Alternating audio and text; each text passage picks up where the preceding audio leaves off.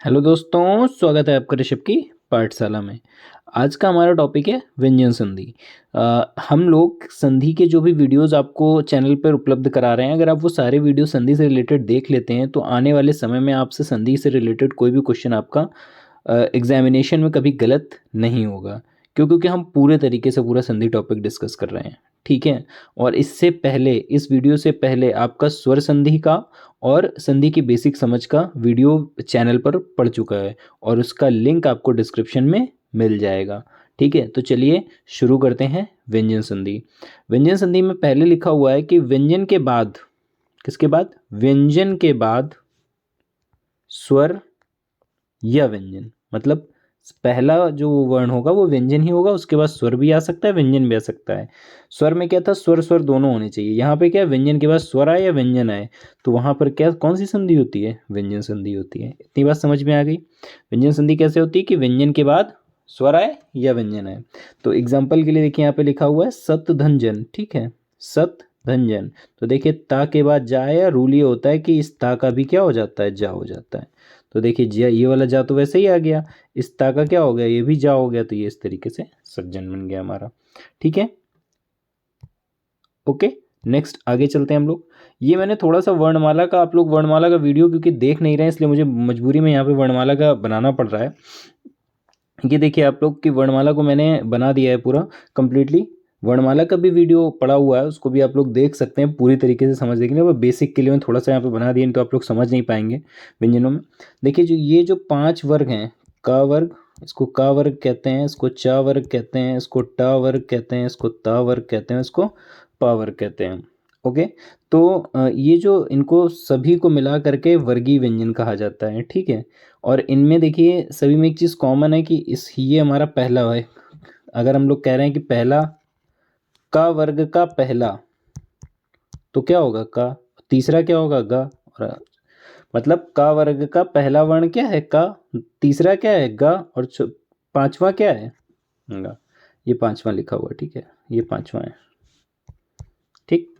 तो ये बात आप लोग ध्यान रखिएगा।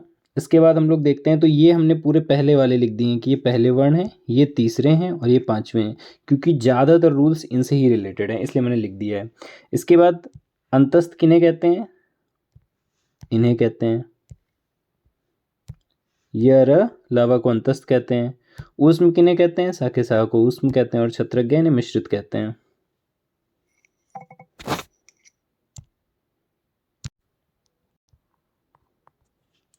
इसके बाद आगे इसमें क्या है देख लेते हैं। अब ये हमारा एक्चुअली जो स्वर संधि थी उसमें उसके भेद थे, पर यहाँ पर भेद नहीं होते, यहाँ पे क्या होते हैं? सीधे नियम होते हैं। तो इसमें जो पहला नियम है वो क्या कह रहा है, देख लीजिए।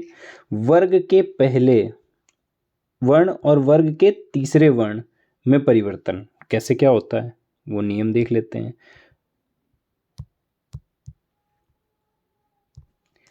वर्ग का पहला वर्ण यहाँ पे लिखा होता है, पहले वाले जो वहाँ पे व्यंजन जो लिखा होता है, पहले पद का जो व्यंजन होता है, आखिरी वर्ण होता है, वो क्या होता है? किसी भी वर्ग का पहला वर्ण होता है। नहीं, क च ट, मतलब जो अभी लिखाए थे ना, अभी पहले दिखाया था आपको हमने। फिर यहाँ पर कोई उसके बाद दूसरे वाले में कोई स्वर आ जाए, या वर्ग का तीसरा वर्ण आ जाए, या वर्ग का चौथा वर्ण आ जाए, या कोई अंतस्थ वर्ण। अंतस्थ वर्ण का मतलब यारा लावा नीचे सब पूरा ऊपर इसीलिए दे दिया है, ठीक है। तो इसकी जगह, किसकी जगह? इसकी जगह, इसकी कोई बात नहीं हो रही है, ठीक है। पहले वाले वर्ण की जगह क्या हो जाता है? उसी वर्ग का तीसरा हो जाता है, उसी वर्ग का। ये भी याद रखिएगा, चा वाले में गा मत कर दीजिएगा, चा वाले में जा होगा, ठीक है। बात समझ रहे? उसी वर्ग का। देखिए, देख लीजिए, अगर का होगा तो का की जगह क्या हो जाएगा? गा हो जाएगा। चा की जगह जा हो जाएगा, टा की जगह डा हो जाएगा, ता की जगह दा हो जाएगा और पा की जगह बा हो जाएगा। इतनी बात समझ में आ गई? तो अब उसके उदाहरण भी देख लीजिए, बड़े आसान आसान से उदाहरण है, बहुत आसानी से समझा सकते हैं। आप ये सब कुछ भी याद न रखिए, पहले वर्ण का तीसरा हो जाता है, बस इतना याद रखिए, ठीक है। अब मान लीजिए कहीं पे लिखा हुआ है दिक धन कज, देख लीजिए, ये जो का है, का के बाद गा आया ना, तो देखिए गा क्या था? इसी का तीसरा क्या हो गया? ग। का का जो वर्ग है उसमें तीसरा वर्ण क्या होता है? गा। तो देखिए का भी क्या हो गया? गा हो गया, ठीक है। इसे सतगुण, तो देखिए ता के बाद गा आया, वर्ग का तीसरा वर्ण है ग। तो अब बताइए यहाँ पे ता वर्ग का तीसरा क्या, देखिए गा, अब ये बात ध्यान रखिएगा, देखिए इसमें का था इसलिए गा आया था, अगर यहाँ पर ता है तो ता वर्ग का तीसरा आएगा, त थ द, तो यानी कि यहाँ क्या आ गया, देखिए द आ गया, सदगुण अपने ही वर्ग का क्या हो जाता है, तीसरा वर्ण आ जाता है। अब वाक ईस, अब देखिए ये स्वर आ गया है, हमने इसीलिए हर तरीके का उदाहरण लिया हुआ है। वाक धनीस, तो का तीसरा वर्ण क्या होगा, ग, तो वागीस, क्योंकि ये तो मात्रा भी तो लगेगी ना, ई की मात्रा लग गई, और का गा हो गया, तो क्या बन गया, वागीस। ठीक है, समझ में आई इतनी बात। इसके बाद नेक्स्ट आगे चलते हैं, दूसरा नियम देखते हैं क्या है। अब दूसरा नियम है कि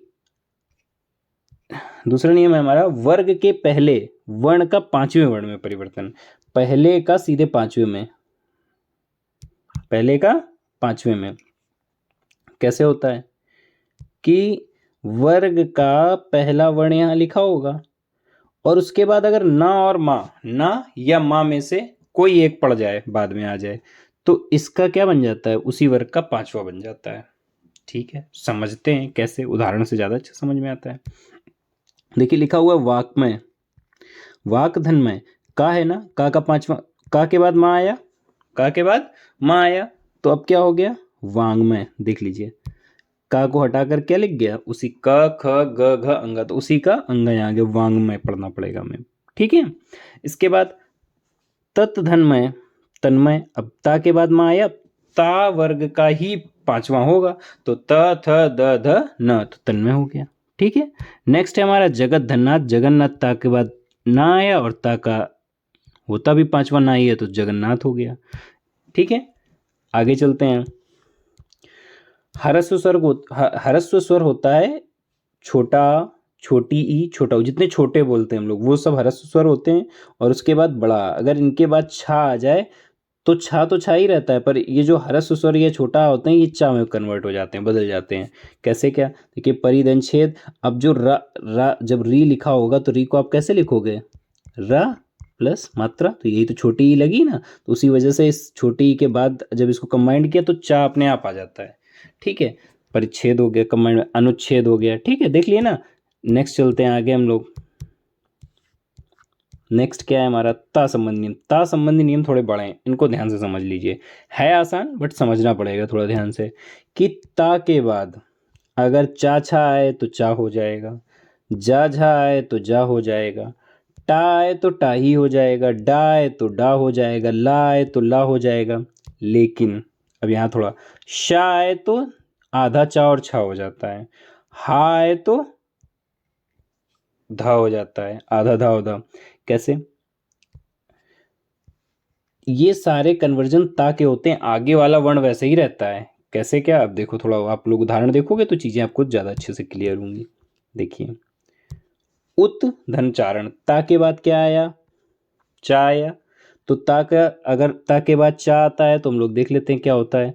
ता के बाद अगर चा आता है, ता के बाद अगर चा आता है तो क्या हो जाता है, चा ही हो जाता है, ता का चा हो जाता है। ठीक है, तो देखिए चारण, देखिए पूरा वैसे ही लिखा है, ऊ भी वैसे ही लिखा है, बस ता का कन्वर्जन किस में हो गया, देख लीजिए चा में हो गया है। देख रहे हैं ना ध्यान से आप लोग। नेक्स्ट हमारा है सत धंजन, तो देखिए ता का, अभी ये हमने वैसे भी उदाहरण में लिया हो, तो सत धंजन तो सज्जन हो गया। ता के बाद डा आया है तो डा ही हो जाता है, ऊपर देखिए डा का डा हो जाता है, तो वैसे ही डा हो गया फिर से। ठीक है, और उदाहरण देख लेते हैं थोड़े से। देखिए उत धन लेख, तो ता के बाद अगर ला आता है तो ला हो जाता है, देखिए ला हो गया। ठीक, उत धन श्वास, तो अभी बताया था कि ता के बाद अगर सा आता है तो चा, आधा चा और छा हो जाता है, मतलब सा का छा हो जाता है और ता का चा हो जाता है, तो उच्छ्वास हो गया। इसके बाद उत धनहार, ता के बाद हा आने पर ये हो जाता है। ठीक है, क्या हो जाता है, उद्धार हो जाता है। तो इस तरीके से हमारा व्यंजन संधि का पूरा काम कंप्लीट हो गया है। इतने ही नियम थे जो कि क्या कहते हैं आप लोगों को पढ़ने थे, और यहाँ से हमारी व्यंजन संधि पूरी खत्म होती है। आई होप आपको व्यंजन संधि टॉपिक समझ में आ गया होगा। इसके बाद अब हमारी बची हुई है विसर्ग संधि। अगर आपको वीडियो अच्छा लगा हो तो लाइक ज़रूर कीजिएगा, और अगर आपको जो भी इन्फॉर्मेशन दी गई है वो जेन्युइन लगी हो तो लोगों तक शेयर कीजिएगा, चैनल को सब्सक्राइब कर लीजिए, जिससे कि विसर्ग संधि या आने वाले जो भी वीडियोज़ हैं उनका नोटिफिकेशन आपको मिल सके। मिलते हैं अपने नेक्स्ट वीडियो में, तब तक के लिए धन्यवाद।